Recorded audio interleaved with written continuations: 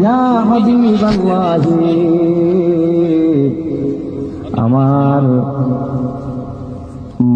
আমার মায় হইছেন আমার পিতা বলে এক জায়গায় গেছলা যুদ্ধের মধ্যে, ওই জায়গার মধ্যে শহীদ বরণ করেছেন।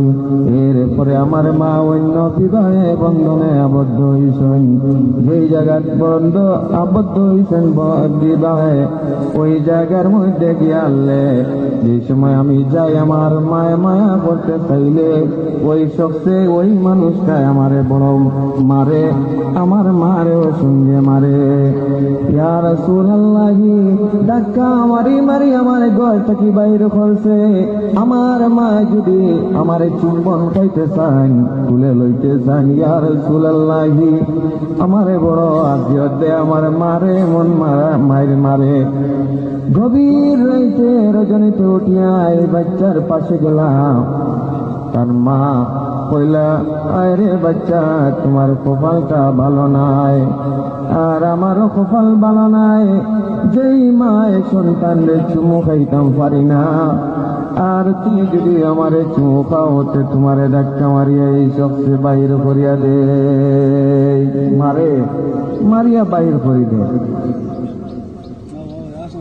কত পাষাণ হৃদয় তার। মুহাম্মদ আরবি সাল্লাল্লাহু আলাইহি ওয়াসাল্লামে শুনলাম। শোনার পরে হযরতে আয়েশা সিদ্দিকা রাদিয়াল্লাহু তাআলা বড় মায়া করলা। মায়া করার পরে এরপরে তারে পোশাক দিয়া জামা কাপড় যে সময় দিলা, দেওয়ার পরে ওই বাচ্চাটা বড় খুশ হইল, আর অন্যান্য বাচ্চার লগে সামিল হইল, আর কইল, আজকে থাকি আমার বাবা হইলা গিয়া হযরতে মুহাম্মদুর রাসূলুল্লাহ সাল্লাল্লাহু আলাইহি ওয়াসাল্লাম। দেখাইলে এক বাচ্চা, ছোট বাচ্চা, মন বাচ্চা খান্দন শুরু করলো, এমন খান্দন শুরু করলো, খানতে খানতে খেয়েও তারে কামাইতে পারেন না খান্দা। কারণ কিরা জিজ্ঞাসা করলে, আল্লাহর হাবিব মুহাম্মদ আরবি সাল্লাল্লাহু আলাইহি ওয়াসাল্লাম যে রাস্তার দিকে যাইতে সময় পাইলে বাচ্চারে মন খান্দন খান্দের, এই সময় আল্লাহর হাবিব আগে দিয়ে পাড়া দিতে পারেন না এই বাচ্চার কান্দন শুনিয়া।